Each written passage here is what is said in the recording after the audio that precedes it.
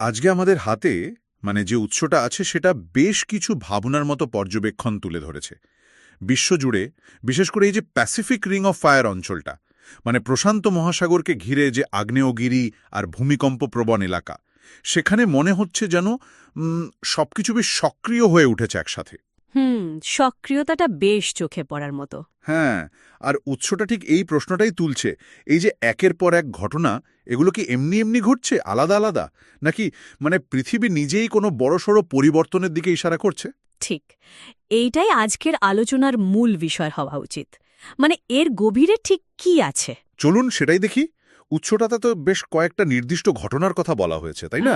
হ্যাঁ, বেশ কয়েকটা। যেমন ধরুন এই যে রাশিয়ার ক্লুচেভেস্কো আগ্নেয়গিরি, হঠাৎ করে একটা বিশাল বিস্ফোরণ। হুম।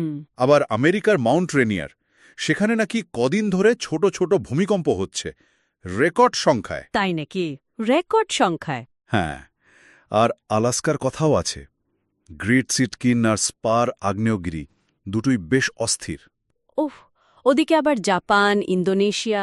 ঠিক, জাপানের সাকুরাজিমা, ইন্দোনেশিয়ার লিওটোবি, মেরাপি, এমনকি মেক্সিকোর পোপো ক্যাটাপেটেল থেকেও নাকি লাভা, ছাই এসব বেরোচ্ছে।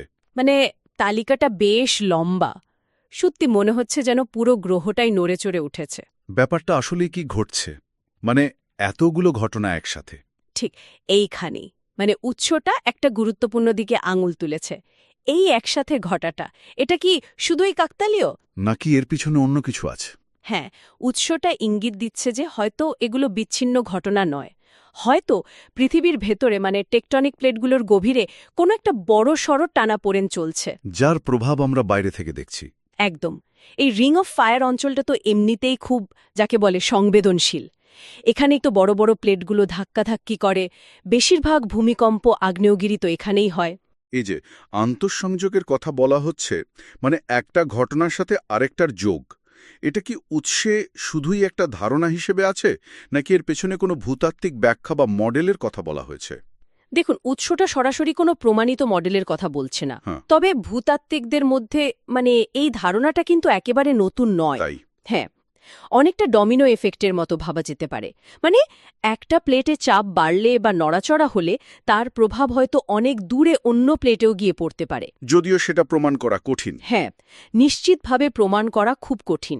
কিন্তু উৎসটা বলছে যেভাবে বিশ্বজুড়ে একই সময়ে এই ধরনের কার্যকলাপ বেড়ে গেছে, সেটা এই আন্তঃসংযোগের সম্ভাবনাকেই কিন্তু জোরালো করছে। বেশ যুক্তিযুক্ত লাগছে শুনতে। আর শুধু ঘটনাগুলোই নয়, উৎসটা আরেকটা দিকেও নজর দিতে বলছে। এই যে ইউএসজিএস, আচ্ছা। মার্কিন ভূতাত্ত্বিক সংস্থা। হ্যাঁ, বা জাপানের এনএইচকে। ঠিক, এদের মতো বড় বড় সংস্থাগুলোও কিন্তু ব্যাপারটা নিয়ে বেশ সতর্ক।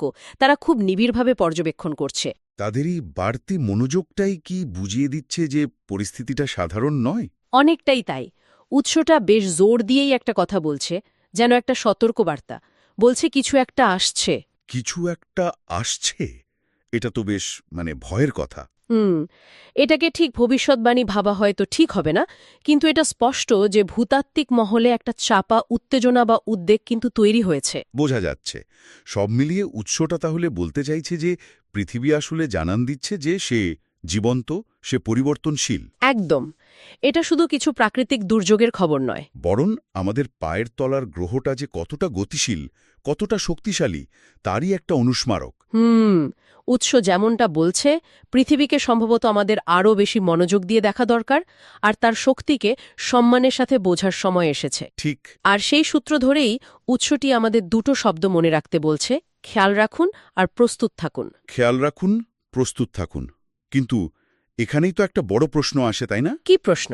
যখন আমরা প্রকৃতির এমন বিশাল, যার ওপর আমাদের কোনো নিয়ন্ত্রণ নেই, এমন শক্তির মুখোমুখি হই, তখন এই প্রস্তুত থাকা বলতে আসলে কি বোঝায়? হ্যাঁ, এটা একটা গভীর প্রশ্ন। শুধু কিছু ত্রাণ সামগ্রী গুছিয়ে রাখা, নাকি এর আরও কিছু?